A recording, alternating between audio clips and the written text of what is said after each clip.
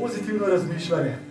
Mi smo naredili hibrid pozitivnega razmišljanja in afirmacije. Drugače imate na zdravi na spletni strani tudi članek na to temo, bom zelo kratek, da nam predolg. Mi ljudje se obnašamo. Pozitivno razmišljam, pozitivno razmišljam, pozitivno razmišljam.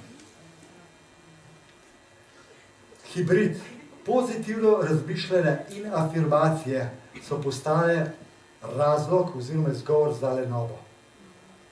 Zelo težko. Osnova je osvojiti prepričanje. To govorim na vseh področjih življenja.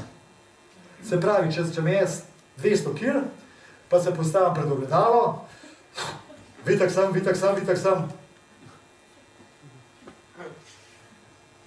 V bistvu, kaj se ustvarja? Kroničen stres.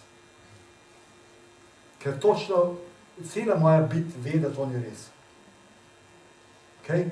Se pravi, v tem primeru, recimo, če Brigiti rečemo za primer, da je ona lahko prišla na olimpijske igre, Brigita si bila pred ogledalom, pa se je rekla, olimpika sem. A si na kakšen trening tu šla?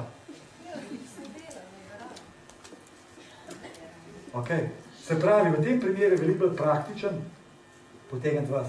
No, zdaj pa nove znanstvene študije dokazujejo, da naš deluje samo v 5%. Nezavedno je pa 95%. In zakaj nočem govoriti o pozitivnem razmišljanju?